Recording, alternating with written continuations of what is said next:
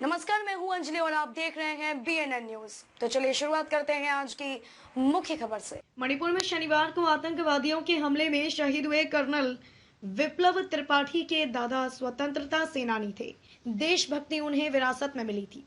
उनके दादा किशोरी मोहन त्रिपाठी स्वतंत्रता सेनानी एवं संविधान निर्माता सभा के सदस्य रहे थे। उनके सिखाए रास्ते पर चलकर त्रिपाठी परिवार के दोनों बेटों ने सैनिक बनकर देश की सेवा करने का फैसला किया था। रायगढ़ शहर की किरोड़ीमल कॉलोनी में रहने वाले त्रिपाठी परिवार के मकान के सामने दोपहर बाद से लोगों की भीड़ लगने लगी।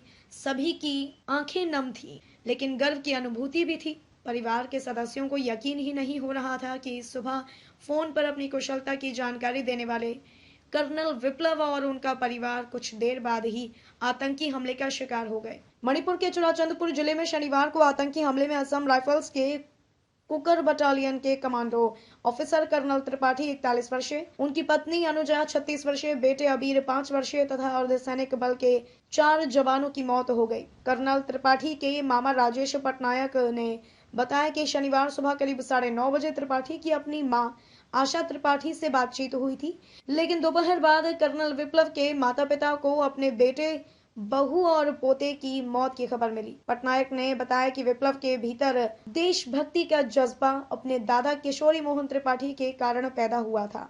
उनके दादा संविधान सभा के सदस्य थे और क्षेत्र के जाने माने स्वतंत्रता संग्राम सेनानी थे। विप्लव जब वर्ष 1994 में 14 वर्ष के थे, तब किशोरी मोहन त्रिपाठी का निधन हो गया था। उन्होंने बताया कि विप्लव को अपने दादा से बहुत लगाव था।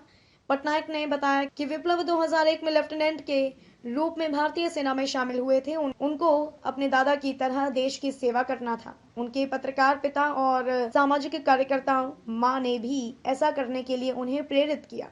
पटनायक ने कहा कि उन्हें गर्व है कि उनके भांजे ने देश की सेवा करते हुए अपने प्राणों की आहुति दी है। पटनायक ने बताया कि 30 मई 1980 को जन्मे विप्लव रायगढ़ शहर के एक स्कूल से 5वीं कक्षा पास करने के बाद सैनिक स्कूल रीवा में भर्ती हो गए थे।